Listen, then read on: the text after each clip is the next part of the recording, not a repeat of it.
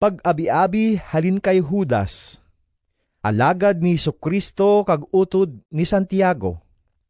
Sa mga gintawag sang Dios, nga nagakabuhi sa paghigugma sang Dios nga Amay, kag sa pagbantay ni Jesucristo. Kabay nga mabaton ninyo ang bugana nga kaluoy, paghidait kag gugma. Mga hinigugma ko, nagtinguha gid ako sa pagsulat sa inyo na hanungod sang aton kaluwasan. Pero nagabatyag ako karon nga kinahanglan gid nga ako magsulat sa inyo sa pagpaisog sa inyo, sa pagpadayon sa pagpakig-away tungod sang pagtuo nga gintugyan sang Dios sing makaisagid lamang sa iya mga tumuluo. Kay may mga di Dios nun nga mga tawo nga nagbuylog sa aton sing likom, kag ginapatiko nila ang mensahe na hanungod sang grasya sang aton Dios, agud may ibalibad sila sa ila malaw-ay nga mga pagginawi, kag ginasikway nila si Jesucristo nga amo lamang ang aton agalon kag Ginoo. Halin pa sang una, gintagna na sang mga kasulatan ining silot nga nabaton nila. Bisan pa nga initanan na hibaluan ninyo, luyag ko kamo pahanumdumon kung paano ginpagwa sang Ginoo ang mga Israelinhon sa Ehipto. Pero sang ulihi, ginlaglag niya ang mga wala magtuo. Dumduman ninyo ang mga anghel nga wala magtipig sang ila na hauna nga kahintangan, kundi ginbayaan nila ang ila kaugalingon nga puloy-an. Ini sila ginbilanggo kag ginkadinahan sa walay katapusan sa kadudulman sa iddalom, sa diin ginahunong sila sang Dios para sa sadtong dako nga adlaw nga sila pagasilutan. Dumduma ang Sodoma kag Gomora kag ang ila kaingod nga mga banwa. Ang ila mga pumuluyo kaangay sadtong mga anghel nga naghimo sang mga pagpakighilawas kag mga buhat nga unudnon batok sa kinaugali. Nagaanto sila sang silot, sang walay katapusan nga kalayo, subong nga maathag nga paandam sa tanan. Subong man, ini nga mga tawo, may mga palananawon nga nagatulod sa ila sa pagpakasala, batok sa ila kaugalingon nga mga lawas. Ginatamay nila ang otoridad sang Dios, kag ginapasipalahan nila ang mahimayaon kag langitnon nga mga tinuga.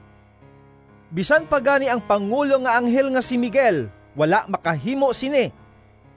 Sa iya pagsumpong sayawa sang ginabaisan nila kung sino ang makuha sang bangkay ni Moises, si Miguel wala magpangahas sa pagpakalain sayawa paagi sa pagpasipala, kundi nagsiling siya. Kabay pa nga sabdungon ka sang Ginoo. Pero ini nga mga tawo nagapasipala sang mga butang nga hindi nila mahangpan. Kagsubong sa mga sapat nga talunon, ang mga butang nga ila nahibaluan, paagi sa kinaugali nga balatiyagon, amo ang nagalaglag sa ila. Kailoman sila, ginasunod nila ang ginhimo ni Cain, kagsubong kay Balaam, ginatugyan nila ang ila kaugalingon sa paghimo sang kalainan tungod sa kwarta. Kagsubong kay Kore, ginlaglag sila tungod sang ila pagrebelde. Kaangay sila sang dagta sa inyo sinalusalo sa paghiliusa, paagi sa ila makahuluya nga pagpatuyang. Ginatatap nila ang ila lamang kaugalingon. Daw mga panganod sila nga ginapalid sang hangin, kag wala nagadalasing ulan. Kaangay sila sang mga kahoy, nga wala nagapamunga bisan sa tion sang tigbulunga. Mga kahoy sila nga ginpanggabot kag patay na. Subong sila sang dalagko nga mga balod sa dagat, nga ang ila makahuluya nga mga binuhatan, nagapakita subong sang bukal. Subong sila sang nagtala nga mga bituon, nga gintiganan sang Dios sing duog. Sa mga itong ito nga kadudulman nga wala sing katapusan. Si Enoch ang ikanom nga kaliwat ni Adam. Amo ang nagtagna sang una anay, nahanungod sa ila sa iya pagsiling, Tanawan ninyo, ang Ginoo magkakari nga ginaupdan sang linibo sang iya balaan nga mga anghel sa paghukom sa tanan kag sa pagsilot sang di Diyos nun nga mga makasasala tungod sang ila di Diyos nun nga mga binuhatan kag tungod sang masakit nga mga pulong nga ginpanghambal sining di Diyos nun nga mga tao batok sa Diyos. Ini nga mga tao, pirmi lang nagakumod kag nagabasol sa iban. Ginatuman nila ang ila malaot nga mga handom. Ginapabugal nila ang ila kaugalingon, kag ginainto nila ang iban, agud nga matuman ang ila luyag. Pero dumduman ninyo, mga hinigugma ko, dumduma ang ginsiling sa inyo sang una sang mga apostoles sang aton Ginoong Hesukristo.